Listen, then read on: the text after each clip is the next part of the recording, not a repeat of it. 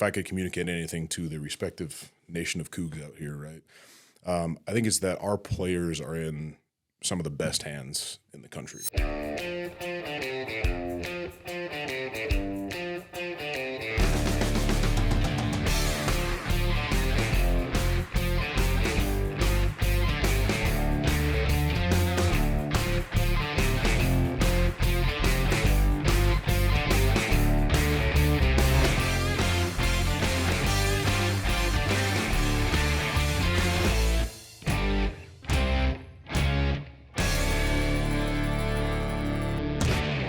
We have Mr. Terrance Motley with us. If you've listened to our podcast before, you've heard of Terrance Motley because we've got young men on the football team that sing your praises. Mr. Motley, welcome to Beyond the Game. Thanks. It's great to be on. I'm excited. It's good to have you here. It's good to be here. You have an interesting history. I mean, you played football. You were on the offensive line at BYU, right?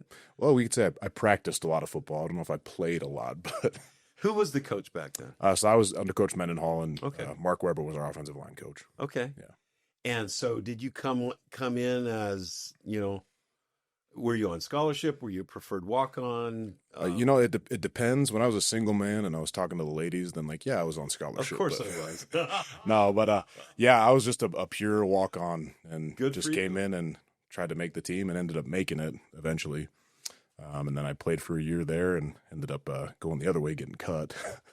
But after that, I found rugby, so that was pretty awesome.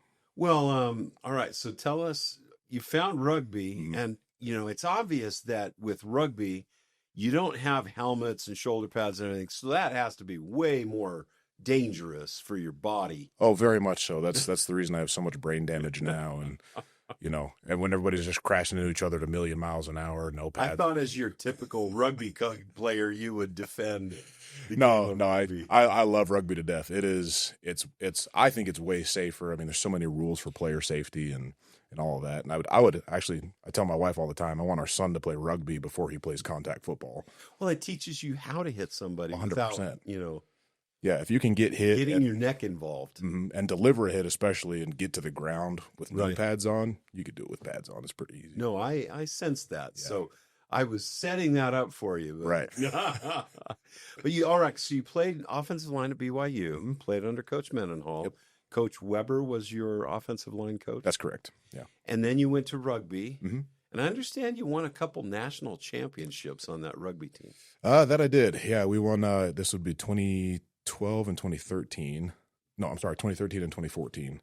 So both of those years I was on the team when we won. The first one, when we won at Southfield against Cal, and then we beat them at Rio Tinto as well the next year. So it was a pretty special time. All right, now I'm probably going to step in it here. Oh, boy. Rugby, for some reason, BYU has had such a powerful team. Mm-hmm. For one of the reasons that in the South Pacific, these islanders, these big men, the Polynesians are really good at rugby. That they are. You do not look Polynesian to me. I am not. Okay. So my dad is black, my mom is white. Okay. So I'm just a normal black guy. But yeah, I mean, all the guys on our team back then, I mean, we had kids straight out of Fiji, straight out of New Zealand, straight out of Tonga, Samoa. I mean, we just had a whole melting pot of guys who were way better at rugby than any of us were. And really? Yeah. But also in Utah, they have a really big legacy rugby program. I mean, with, I think, United, that's kind of up in this area. And so we had a lot of guys that came through that program as well that were they had developed since they were kids. And so we had a really good set of guys. All right. Excuse my ignorance, but please, rugby, I assume one of the things I wish football did more of is I wish we didn't platoon as much, that our offense and defensive lines had to play both sides. Right. So everybody had to run more. Mm-hmm. Because to me, well, I shouldn't say that. My friends on the offensive line are going to say Lacey, but they'd have to agree. A defensive end is going to run a lot more than a tackle. Oh, I mean, look at even our guys now. I mean, you look at our edge rushers versus like our defensive tackles, right? I mean, completely different body styles. But I mean, rugby, you have every different body style and everybody's got to cover up. But everyone's got to run, right? Yep. So you come in as an offensive lineman from football. Yeah. Were you a guard? I was. Yep. Okay. So did BYU have many we call it, and some people may not be aware, most people are, that a pulling guard is a guy who, goes from that position between the center and the tackle. So you're the guard. You pull and you lead block for a run play. Right. So guards frequently have to be able to run. Yeah, and I mean, back in those days, this was when Brandon Dillman was the offensive coordinator, so we were doing a little more of that kind of air raid West Coast type offense. Sure. And so they wanted us all to be a little bit leaner, a little bit quicker, but at the same time, I mean, I was 305 pounds. Really? Oh, yeah. And so at my heaviest, I think I was 315. And so that's not exactly conducive to rugby. I mean, you can do it, and people do it. But yeah, you have to be very powerful. So, I mean, the summer between football and rugby, I lost about 50 pounds. Wow. And ended up getting down, and it's just from how much I had to run. It was a miserable summer, but. It was interesting to me, and I think it's a power thing. But I remember a long time ago, some of the best shot putters in the world, Olympic shot putters, the name Oldham comes to mind, was super fast at the 40. 40-yard dash. Yeah. They're not powerful enough to get that elite speed to go and win the 100-meter dash, but they were in it with our U.S. national sprinters, through 40 yards. Yeah, those so throwers. Sometimes the power that a big man who has all that strength, and I'm sure that you had some good speed if you were able to play on that national championship team of rugby. Well, I tell everybody I can keep up with just about anyone over about 5 yards. After that 5 yards, it's anybody's ball game. For me, that's gone down to about 1 yard. Hey, but that's better than zero. Yeah, before he takes off. That's what's important right now, right? I mean, I can get my kids within about a 10, 15-foot radius, and then after that, it's they might get me. But what do they call you on the team? Coach Motley, Terrance Motley. No, most of them just call me Coach T. Coach T. Yeah. There's a lot of other nicknames that I won't repeat because I'm a Christian man, but well, honestly, we had guys, I'll name them here. Andrew Gentry came in, and Andrew. Oh, that's my guy. I mean, he's a big guy. Yes, that he is. Offensive tackle for Michigan. I remember his recruiting story, which was fascinating. Yes. That he chose to come here to BYU. And one of the reasons he says is you and your department. Why? Well, it's lies and deceit, honestly. I sold him a bill of goods, and he fell for it. This is called false humility. No, so I remember vividly, I was driving home. It had to have been right after the season. And I got a call on my way home, and they said, hey, we have this kid coming on a visit. He was injured last season. He wants to know kind of what the physical therapy situation's like. Would you come and just chat with him? I said, yeah, sure, no problem. So showed up the next day, and I'm kind of waiting in the weight room, and I see him and his family walk in. Oh, this is a large individual, right? Well, what is he? Maybe 6'7", 6'8", yeah, 300 like that. plus. I mean, he's a big body, right? And I mean, an offensive lineman for not Virginia, for Michigan. And one of his years, they won the national championship. Oh yeah. So he's no slouch either. No. Right? Yeah, and so he came in, and he's in a walking boot, and I'd learned a little bit about him beforehand, and so him and I had kind of like a 30-minute just sit down, and I chatted with him about kind of what his rehab process would look like, and kind of what my role would be, what his role would be, and I remember I told him, like, look, man, there's going to be some points where you might not like me that much, but can I interrupt you? By all means. All right, there was a time as a BYU fan, we're all familiar, unfortunately, with the term Lisfranc injury, right? Right. Lisfranc. But anyway, Andrew had the Lisfranc injury, and we all remember when Taysom Hill had the Lisfranc, and there were some other players Chad Lewis suffered a Lisfranc in the NFL, right? And it's a very painful injury that happens in your foot. Yes. Is it a ligament between two bones in your foot? Yeah. So the Lisfranc, it's actually a ligament complex. So it's made up of 3 ligaments, and they kind of all crisscross across kind of that first and second. We're talking generalities. We're not talking about a particular player. Yeah, exactly. But that's kind of how the Lisfranc ligament is organized, right? And that's how you pronounce it. I don't know why I was. It could be Lisfranc. I don't know. I don't speak French, right? But it could be that. I just say Lisfranc because it's easy and everybody understands it. Yeah. And so that happens usually when your foot is kind of up like this on the toes and you get some kind of pressure down. That's when those ligaments can pop. And yeah, that's what Andrew basically had. Well, and Taysom Hill, I mean, that was a devastating injury. Right. And kudos to him.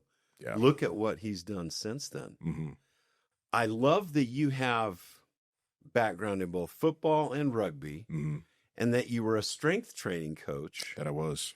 Before you became, and wow, your academic credentials are fascinating, to eventually get the PhD in physical training. But what's your opinion, in the Lisfranc, is that just something that is randomly going to happen regardless? Or what would you counsel the strength training department of any university, or, how can you avoid injuries like that? That's a great question, and it's a hard one to give a great answer to, because I'm firmly in the camp that there's really no way to fully prevent an injury from happening, right? You can kind of have pattern recognition and you can see, oh, well, these things might lead to an injury, but they may not, right? And there's sometimes where somebody's completely healthy and just some kind of fluke can happen and off you go, right? I mean, my mind goes back to, you remember Willis McGahee? Played for Miami. Yes, I remember that injury. And yeah, his knee got obliterated. Was it the bowl game? Yeah, it was I think it was the Fiesta Bowl. And that was, I don't know if it was a safety or a corner, but he came in like a bullet. Oh, yeah. Right into that knee. Bent the guy's knee completely backwards, right? Oh, it was one of those injuries where it hurt to watch. Oh, yeah. And I mean, I'll still show guys like, hey, listen, I'm sure he was doing everything right, and this can still happen, right? Yes. And so and fascinating that he came back. Oh, yeah. Played. Yeah, and I mean that's a testament to how good of an athlete he was, wow. right? And how technology or the medical profession has improved. Yeah. So to answer your original question, as far as preparing or preventing that injury, I don't know that there's really a way to prevent it, right? Because it may just happen. But again, it's all about exposure to stress, right? So we got a lot of guys with like high ankles last year, right? And so kudos to our strength and conditioning staff. They've been throwing in just little exercises to put them in positions where people might suffer a high ankle sprain, right? And they may not. Somebody completely healthy might never have one in that position, but they've been throwing it in just to kind of microdose it. And we've been doing that through the summer, and I hope it pays off in the end, right? Let's touch on that a little bit longer, because I kind of have had that same opinion, that more frequent stress of that particular joint or muscle or whatever will adapt our body, yes, to a higher capacity, maybe. Yeah, I am a firm believer in that principle right there. I mean, injuries in football are going to happen. Oh yeah, I mean, and I love the quote you had here. Anybody that gets surgery or has to miss more than a week gets spun into my workflow. I'm in charge of helping them return to play for all those guys. Right. So that's a challenge, because in the old school of football, the coach is saying, "Hey, Coach T," or "Hey, is it Coach T?" Yeah. Hey, Coach T, I need that kid back. Right. I need that guy back. And what do you say? Oh, we get that now still. I'm sure you do. We need him back. Yeah. Now. Yeah. And I my first line of defense is always, hey, I want him to get back too. Right. Right. But then I always try to follow it up with, but here's where he's at right now. Maybe he's at 50% capacity when I need him at 110% capacity. Right.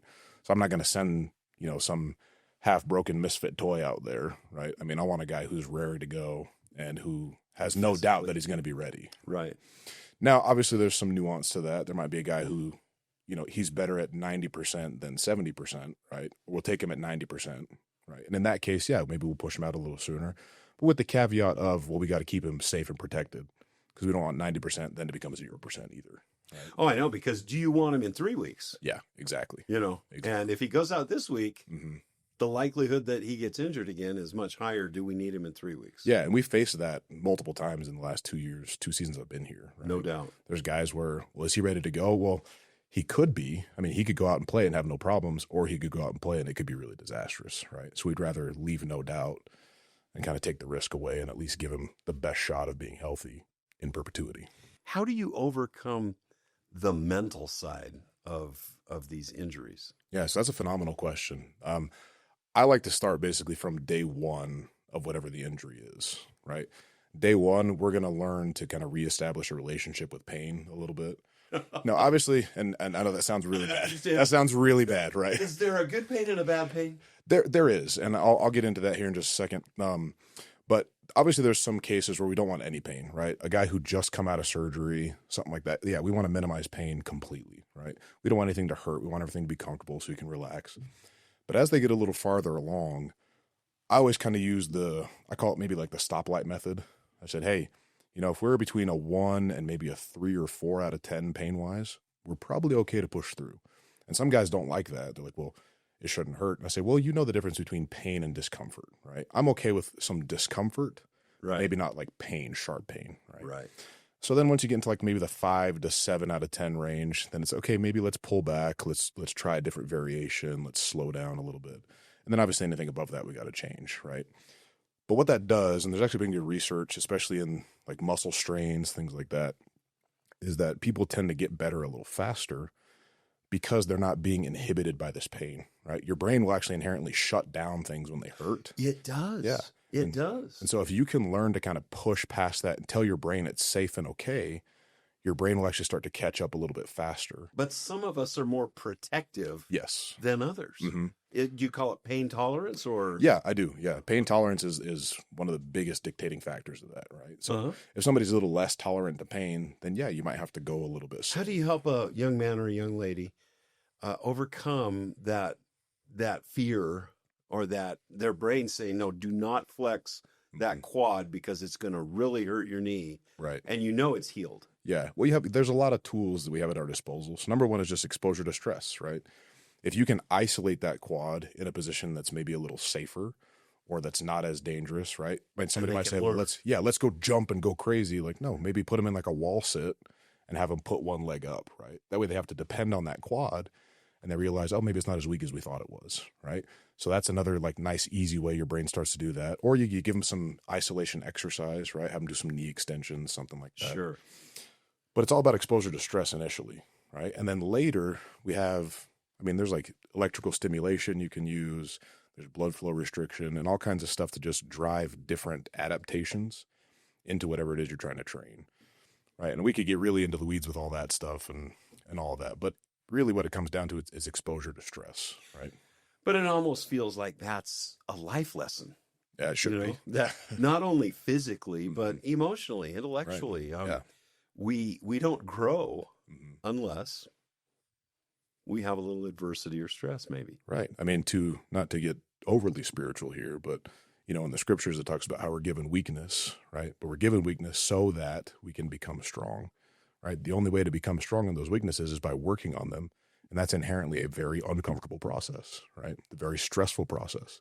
We deal with that every day, right? All of us are imperfect people and we're working on all of our stuff that sucks every single day, but that's how we get better, right? And so that you can extrapolate that lesson and apply it to life, to sports, to rehab, right? To physical therapy, to strength and conditioning, to whatever it is that you're doing. I love that. Wisdom from Coach T.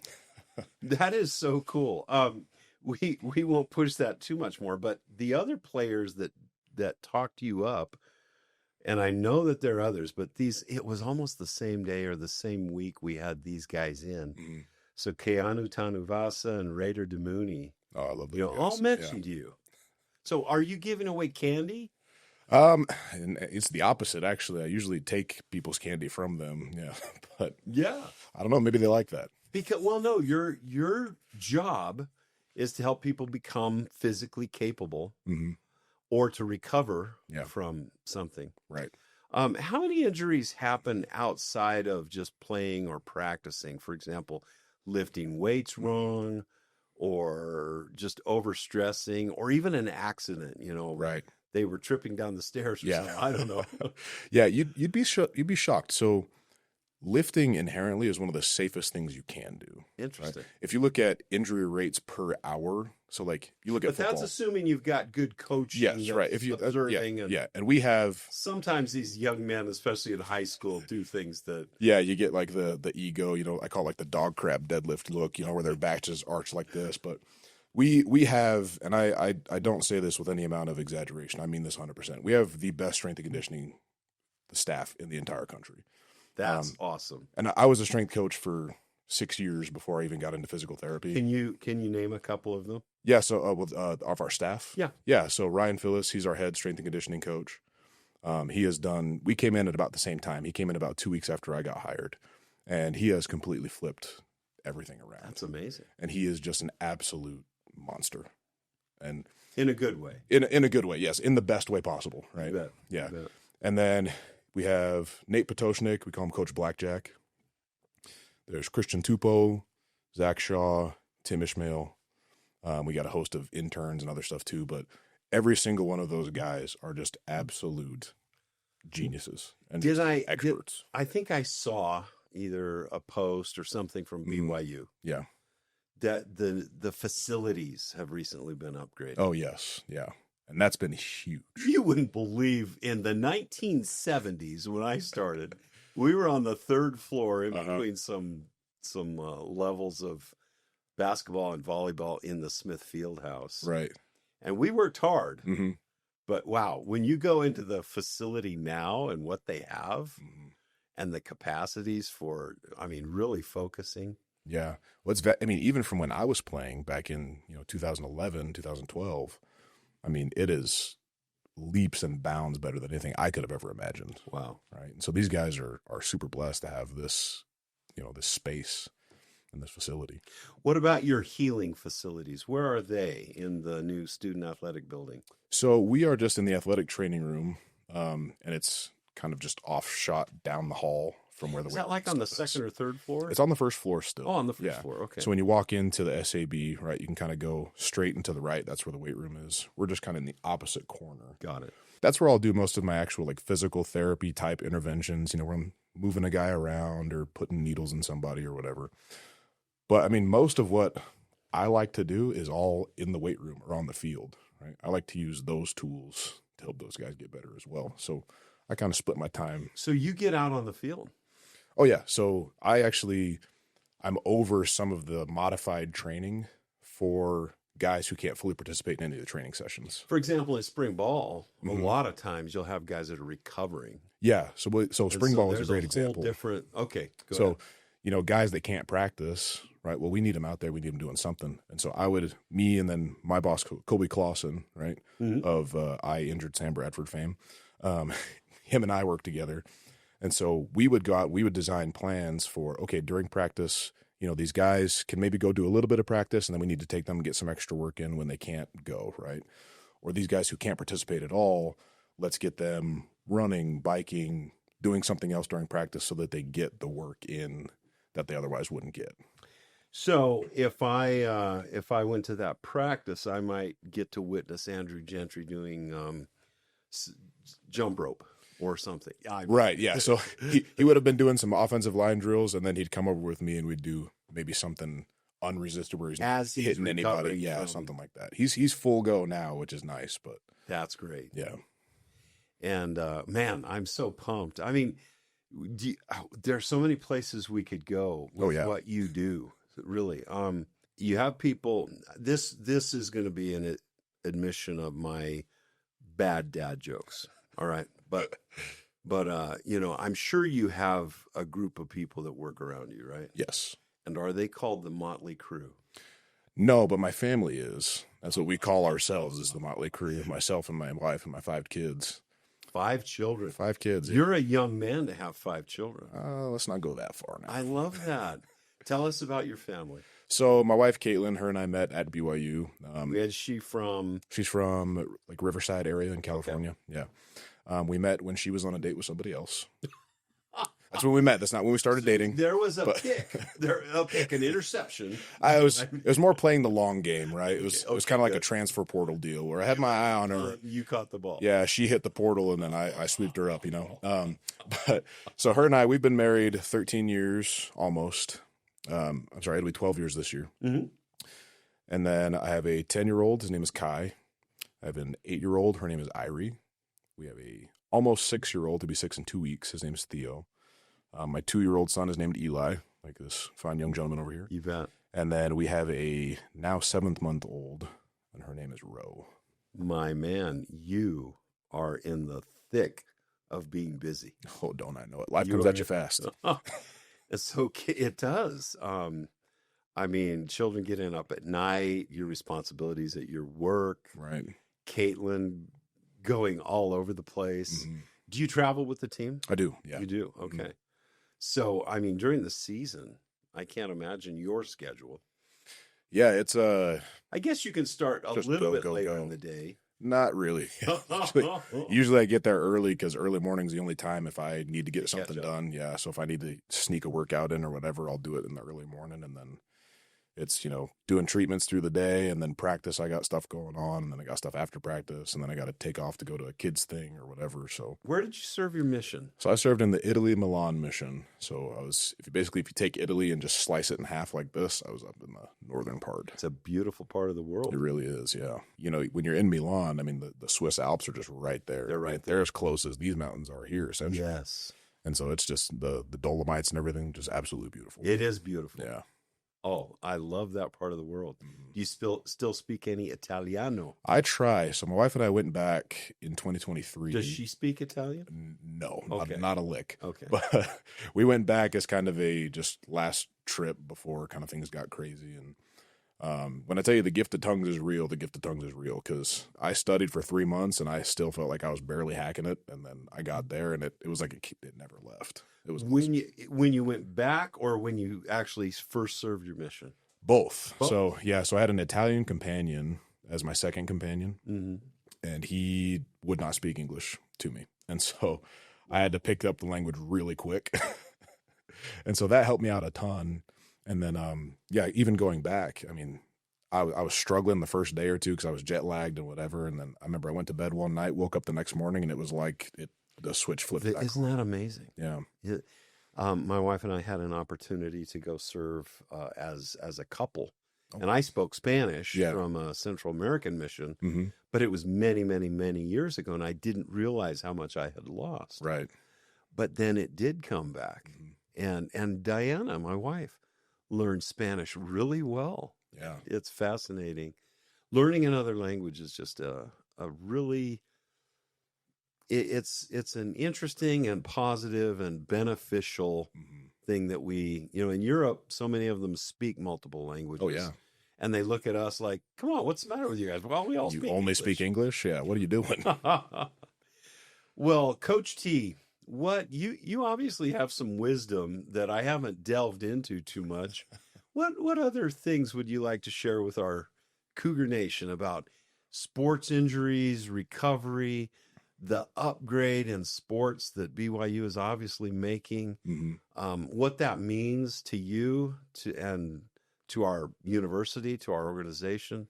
Yeah. I mean, what are your thoughts? I think one of the biggest things that, if I could communicate anything to the respective nation of Cougs out here, right, I think is that our players are in some of the best hands in the country, right? And that's not me saying, oh, yeah, I'm really great at what I do, right? But the team that we have to support these guys. So our athletic training staff, obviously our PT, if I can speak of myself, and our strength and conditioning staff all together, and our team docs, our nutritionists. Well, I know the players are saying this too. So it's this isn't just you speaking. Yeah. And so, if somebody does go down in the season, don't start pointing fingers at us because we've done, no, I'm kidding.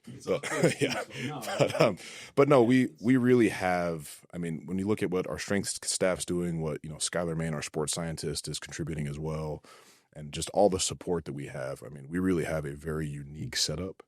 And I am so grateful to be a part of it because it's really cutting edge, right? I mean, we're doing things that just other places aren't doing, even just in our setup. And so, our guys are in really good hands, and hopefully that manifests itself on the field as well. I think last year was a good testament to just the effectiveness of the team, right? And so hopefully we can repeat that this year and show that things are actually going the way that we want them to go.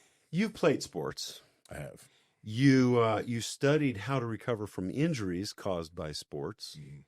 You're now helping people recover. You were in capacity strength and training and coaching that you're helping other people gravitate. Why, in your opinion, are sports? Why do we pay attention to sports? What value do sports have in the lives of just common citizens, in your opinion? Yeah, what a great question. So obviously playing sports, right? I think that teaches you lessons that you may not be able to learn otherwise, or that might take you longer to learn. And honestly, that's why we have this. Right. I think that life lessons from sports are amazing. 100%. I mean, you want to learn about how to be a collaborative team member, right? About how to work hard, right? About how to strive with somebody next to you or for the person next to you. I mean, sports is the best way to learn that, right? You can learn it other ways, obviously. But I like this concept of shared suffering a little bit too, right? So, when you're going through something tough with somebody else, I mean, it brings you closer. That's true. So playing sports for that reason. Shared suffering. Yeah. I'll write that down. But also, I mean, just as a an NARP, right? A non-athletic regular person. But as somebody like that, I think even just having like a sports team to be a part of or to be a fan of, right? I mean, it teaches you to be loyal to something, and it teaches you like to love something even though it may not be perfect, right? We had a loss. That Kansas game. Yeah, we don't need to talk about that right now. But no, but we all. But again, I mean, you see people, right? Like something like that happens, and they just completely blow their top and lose it, right? But then you see the diehards who are like, hey, no, like really in the grand scheme of things, like this is okay. Like we still love our guys, we still will it for whatever. And the people who come calling after Kalani's head after anything goes wrong, it's like you're not really in it, right? And so. Yeah, I think it can teach you those types of things. But again, it's all about life lessons, right? And I think you can just learn big life principles from either playing sports or just being a part of or a fan of a sports team. That's so cool. Well, Coach T, you have some great wisdom. You're dealing with these young men at a time of adversity. We brought up stress and adversity. Yeah. What other things, in your opinion, does adversity do for us? And how can the response of a patient that you're dealing with, or me, the common, now I'm not athletic. Mm-hmm. I try to play tennis and golf, but for my age, how much does my emotionality, my reaction to what's happening affect my recovery or my growth? Dumb question. Maybe No, that's not a dumb question at all. I think it's a very valuable question because I would say that your emotion and your response to what happens to you dictates entirely how things are going to go, right? I mean, I get these guys at very emotional spots. Yes. A kid who, shatters his collarbone or tears his labrum or something. He feels like it's all over. Yeah. And so then I get him when he's raw, and I have to be like, hey, buddy, like we're going to be all right, and that's a delicate situation, right? But I think what adversity does is it introduces you to yourself, right? And the real raw self.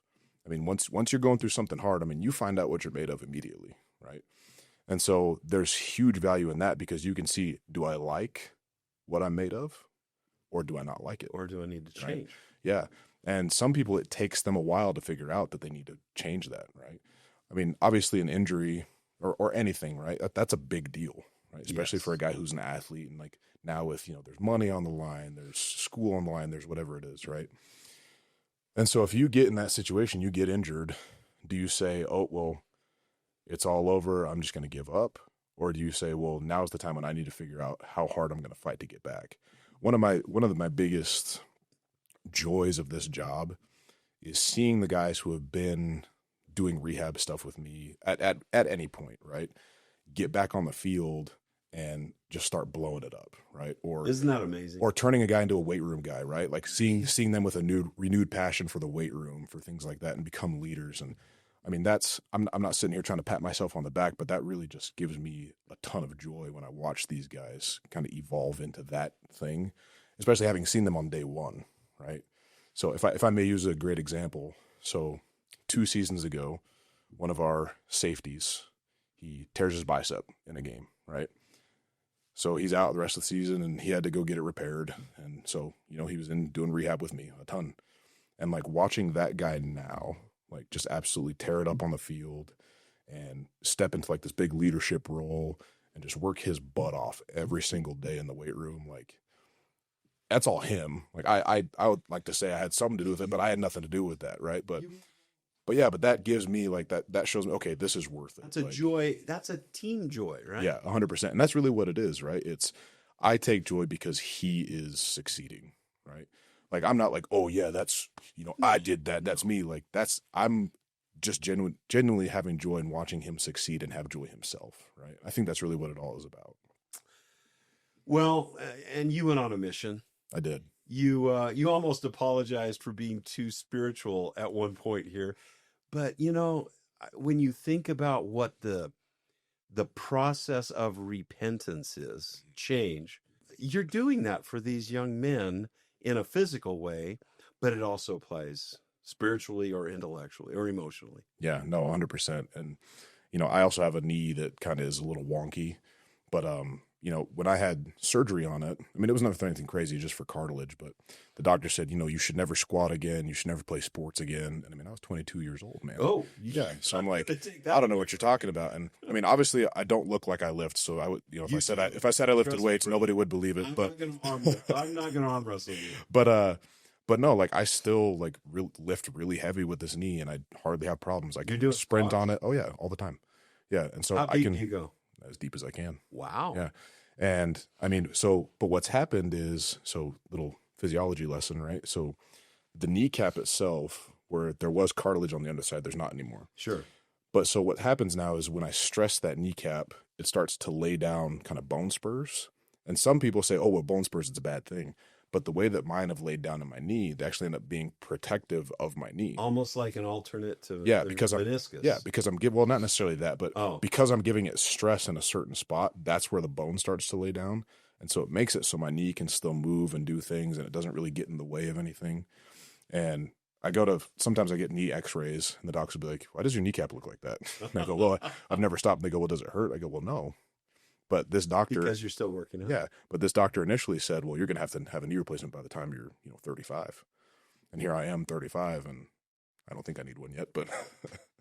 Well, Coach T, you have been wonderful having on our set. It's been great. I hope we can run into you more. Please. Keep taking care of these people that are putting in so much into sports. And thank you for your testimony and your thoughts. Yeah, no, thank you for having me on. This was awesome.